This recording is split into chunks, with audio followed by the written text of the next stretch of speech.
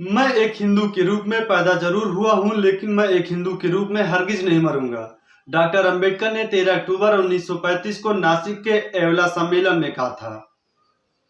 लेकिन उन्हें हिंदू धर्म को छोड़ने में पूरे 21 साल का वक्त लग गया। 14 अक्टूबर 1956 को बाबा साहब डॉक्टर अंबेडकर ने नागपुर की दीक्षा भूमि पर अपने लाखों अनुयायियों के साथ में उन्होंने बौद्ध धर्म की दीक्षा ली थी, बौद्ध धर्म को अपना लिया था।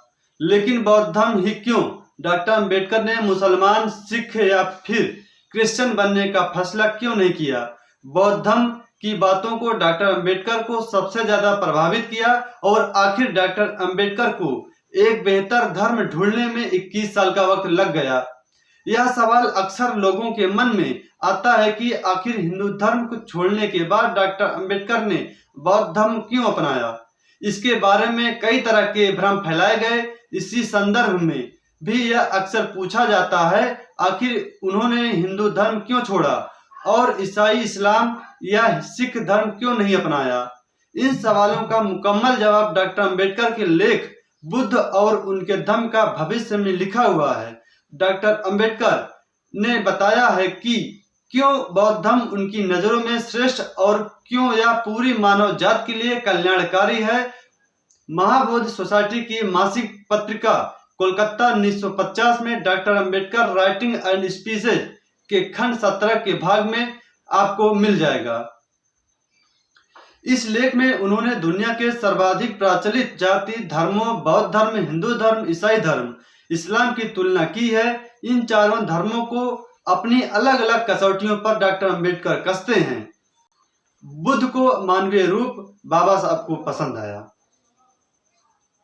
सबसे पहले इन चारों धर्मों के संस्थापकों, पैगंबरों, अवतारों की तुलना करते हैं। वह लिखते हैं कि ईसाई धर्म के संस्थापक ईसा मसीह खुद को ईश्वर का बेटा घोषित करते हैं और अनुयायियों से कहते हैं जो लोग ईश्वर के दरबार में प्रवेश करना चाहते हैं उन्हें उनको ईश्वर का बेटा स्वीकार करना होगा। इस्लाम के संस्थापक मोहम्मद खुदा को का पैगंबर घोषित करते हुए घोषणा करते हैं कि मुक्ति चाहने वालों को न केवल उन्हें खुदा का पैगंबर मानना होगा बल्कि यह भी स्वीकार करना होगा कि वही अंतिम पैगंबर हैं। इसके बाद डॉक्टर अंबेडकर हिंदू धर्म के बारे में वह कहते हैं, हिंदू धर्म के अवतारी पुरुष ने तो ईसा मसीह और मोहम्मद से भी आगे बढ़कर खुद को परमपिता परमेश्वर घोषित किया है। बुद्ध ने कभी नहीं किया मुक्तिदाता होने का दावा।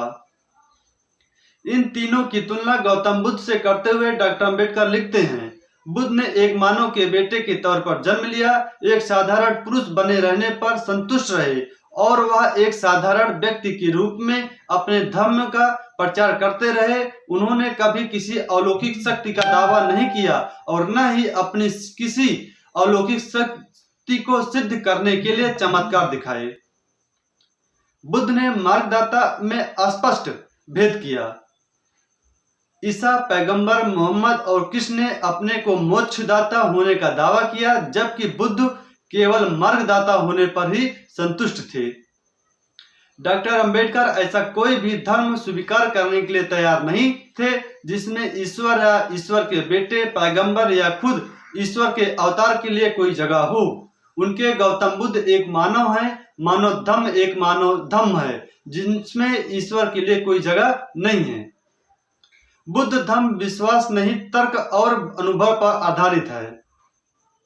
इन चारों धर्म की तुलना डॉक्टर अंबेडकर ने ईश्वरीयवादी धर्म संदर्भ में वे लिखते हैं, इन चार धर्म प्रवर्तकों के बीच एक और भेद भी है।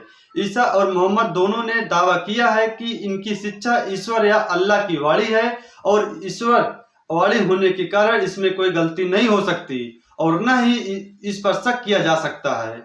कृष्ण अपनी खुद की हुई धारण की हुई उपाधि के मुताबिक विराट रूप परमेश्वर थे और उनकी शिक्षा क्योंकि परमेश्वर के मुंह से निकली हुई ईश्वरीय वाणी थी, इसलिए इसमें किसी प्रकार की कोई गलती होने का सवाल ही नहीं उठता।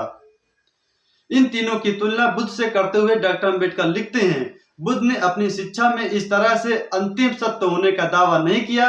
महापरिनिर्वाण सूत्र में उन्होंने आनंद को बताया कि उनका धर्म तर्क और अनुभव पर आधारित है। बुद्ध ने यह भी कहा है कि उनके अनुयायी को उनकी शिक्षा का केवल इसलिए सही और जरूरी नहीं मान लेना चाहिए कि यह उनकी यानी बुद्ध की दी हुई है।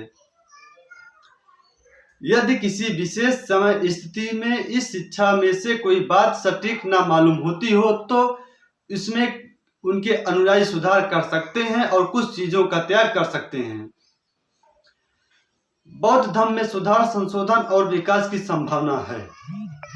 डॉक्टर अंबेडकर लिखते हैं कि बुद्ध चाहते थे कि उनके धर्म पर भूतकाल के मुर्दा बोझ न लादे जाएं और न उनका धर्म जो सदाबहार रहे और सभी वर्ग के लिए उपयोगी भी रहे। यही कारण था उन्होंने अपने अनुयायियों को जरूरत पड़ने पर धर्म पर संवारने व सुधारने की स्वतंत्रता दी। वे लिखते हैं कि किसी भी अन्य धर्म उपदेशक ने ऐसा करने का साहस नहीं दिखाया। धर्म को विज्ञान और तर्क की कसौटी पर खरा उतरना चाहिए। धर्म को यदि वास्तव में कार्य करना है तो उसे बुद्ध या तर्क पर आधारित होना चाहिए, जिसका दूसरा नाम विज्ञान है। किसी धर्म के लिए इतना पर्याप्त नहीं है कि उसमें नैतिकता हो, उस नैतिकता को जीवन के मूलभूत सिद्धांतों स्वतंत्रता, समानता व भ्रातृत्व को मानना चाहिए। इन तुलनाओं के बाद डॉक्टर अंबेडकर बुद्ध की अन्य विशेषताओं को रेखांकित करते हैं जिसके चलते उन्हें बौद्ध धर्म अन्य धर्मों से श्रेष्ठ लगा। वह लिखते हैं कि तमाम बातें शायद बहुत आश्चर्यजनक प्रतीत हो। यह इसलिए कि जिन लोगों ने बुद्ध के संबंध में लिखा है उनमें से एक बड़ी संख्या में यह सिद्ध करने पर जोर लगाया है कि बुद्ध ने केवल एक ही बात की शिक्षा दी, वह है अहिंसा। वे लिखते हैं कि ऐसा मानना बहुत बड़ी गलती थी। यह सच है कि बुद्ध ने अहिंसा की शिक्षा दी। मैं इसके महत्व को कम नहीं करना चाहता क्योंकि यह एक ऐसा सिद्धांत है कि इस पर आचरण नहीं किया तो उसे बचाया नहीं जा सकेगा। मैं जिस बात पर बल देना चाहता हूँ वह है कि बुद्ध ने अहिंसा के साथ ही समानता की शिक्षा दी। न केवल पुरुष और पुरुष के बीच समानता बल्कि पुरुष और स्त्री के बीच समानता की भी। समानता को डॉक्टर अंबेडकर ने किसी धर्म का सबसे मूलभूत सिद्धांत मानते थे। वह लिखते हैं कि हिंदू धर्म का असली सिद्धांत असमानता है। चातुर्य का सिद्धांत इस असमानता के सिद्धांत का ठोस जीता जागता साकार स्वरूप है। बुद्ध चातुर्वर्ग के कट्टर विरोधी थे। उन्होंने न केवल इसके विरुद्ध प्रचार किया बल्कि इसके विरुद्ध लड़ाई लड़ी, बल्कि इसको जड़ से उखाड़ने के लिए सब कुछ किया।